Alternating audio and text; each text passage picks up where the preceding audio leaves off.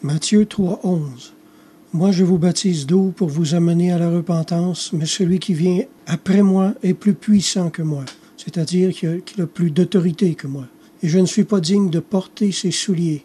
Lui, il vous baptisera du Saint-Esprit. Jean avait un ministère national. Il était un authentique et très grand prophète de Dieu.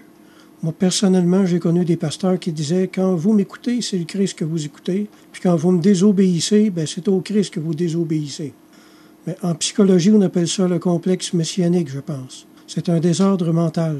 Ce qui arrive, c'est qu'une personne qui a déjà un problème d'orgueil dans sa vie se retrouve du jour au lendemain au-dessus d'une église.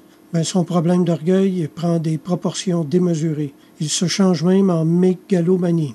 Il se met à être imbu de lui-même, il n'écoute plus les corrections de personne, il finit par blesser beaucoup de gens et devenir même une occasion de chute et d'abandon de la foi pour plusieurs. C'est avec raison que l'apôtre Paul a écrit « Il ne faut pas qu'il soit de nouveau converti de peur de s'enfler d'orgueil ».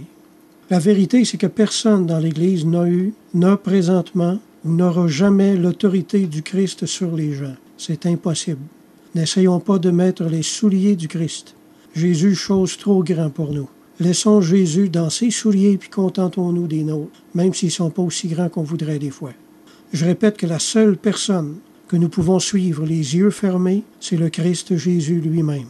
Ne souffrez pas de demeurer dans une église où il y a un homme qui vous impose sa façon de voir et vous rend malheureux. Trouvez une église où il y a un pasteur qui sait rester humblement à sa place de serviteur de ses frères. Puis si vous n'en trouvez pas, prenez 2 ou 3 frères, faites des petites réunions à la maison, lisez l'Évangile puis priez ensemble. Car là où 2 ou 3 sont assemblés en mon nom, je suis là au milieu d'eux, a dit Jésus. Je vous encourage à télécharger ma série de 6 messages sur l'autorité spirituelle. Qu'est-ce que c'est puis qu'est-ce que ce n'est pas. Vous comprendrez beaucoup mieux de quoi il s'agit. Amen.